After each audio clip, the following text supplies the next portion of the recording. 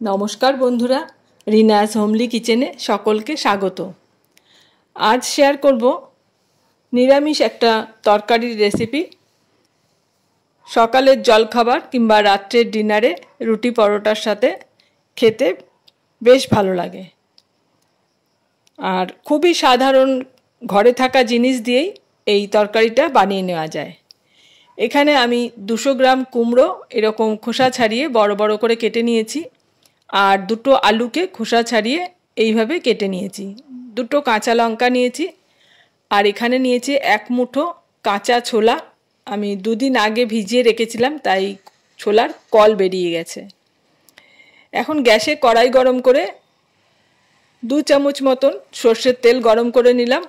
একটা তেজপাতা ছিঁড়ে দিলাম, দুটো শুকনো লঙ্কা আর হাফ চামচের থেকেও কম 5 ফোড়ন দিলাম। ফোড়নটা একটু নাড়াচাড়া করে ভেজে নিয়ে যখন সুন্দর গন্ধ বেরোবে ফোড়নের সেই সময় আলুটা দিয়ে দিলাম। আলুটাকে দিয়ে বেশ কিছুক্ষণ ভেজে নেব।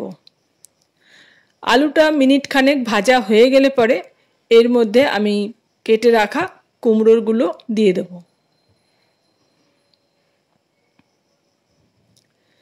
এবার কুমড়ো আর আলু একই সাথে ভাজতে থাকবো। मिनिट 2 समय निये कुमड़ो और आलूटाके भेजे नेब और बेश एकटू भाजा भाजा होये एले परे एर मध्य आमी एखन एकटू मशला देब। प्रथमे देब अल्प एकटू आदा ग्रेट करे दिए दिচ্ছি, तोमरा बाटाओ दिते पारो।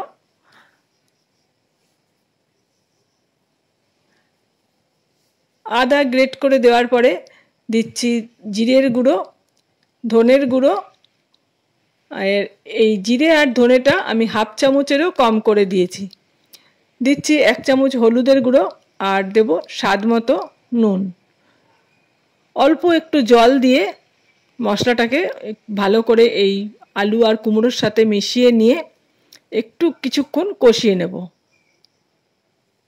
এই তরকারিটায় বেশি মশলা দিলে ভালো লাগে না, সামান্য মশলাতেই এই তরকারিটা খেতে বেশ ভালো লাগে।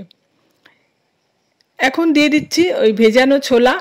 ছোলাটাকে দিয়ে আবারও কিছুক্ষণ কুমড়ো আর আলুর সাথে ভেজে নেব।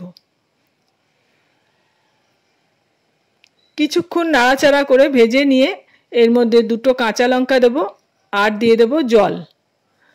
জলটা একটু বেশি করেই দিতে হবে যাতে কুমড়ো আর আলুটা জলের মধ্যে ডুবে থাকে। এবার একটু নাড়াচাড়া করে নিয়ে ঢাকা দিয়ে 5 মিনিট মতন আমি রেখে দেব।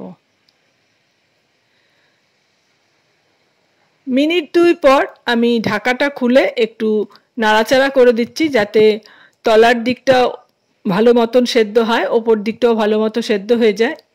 আর একটু দেখে নেব কী রকম সেদ্ধ হয়েছে। কুমড়ো তো নরম, ভালোই সেদ্ধ হয়ে গেছে, আলুটাও সেদ্ধ হয়ে এসেছে, কিন্তু আবারও আমি ঢাকা দিয়ে রাখবো যাতে পুরো এই জলটা শুকিয়ে আসে। আরও 3-4 মিনিট পর ঢাকা খুলে নিয়েছি আর এখন সমস্ত সবজি ভালো মতো সেদ্ধ হয়ে গেছে আর জলটাও প্রায় শুকিয়ে এসেছে। নাড়াচাড়া করে নিয়ে দিয়ে দিলাম 1 চামচ চিনি। চিনিটা দিয়ে আবারও ভালো করে নেড়ে চেড়ে মিশিয়ে নিলাম আর এখন পুরো জল শুকিয়ে একটা মাখা মাখা মতন হয়ে এসেছে তরকারিটা। আর এখন গ্যাসের ফ্লেমটাকে অফ করে আমি ঢাকা দিয়ে কিছুক্ষণ রেখে দেব।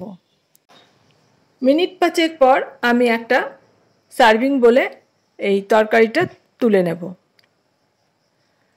গরম গরম রুটি পরোটার সাথে এই তরকারিটা পরিবেশন করে দেখুন, বেশ ভালো লাগবে।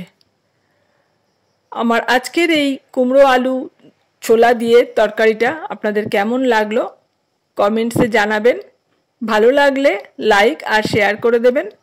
চ্যানেল সাবস্ক্রাইব করা না থাকলে চ্যানেলটা সাবস্ক্রাইব করে পাশে থাকার অনুরোধ রইল। আজ এখানেই শেষ করছি, আবারও চলে আসব নতুন কোনো রেসিপি নিয়ে।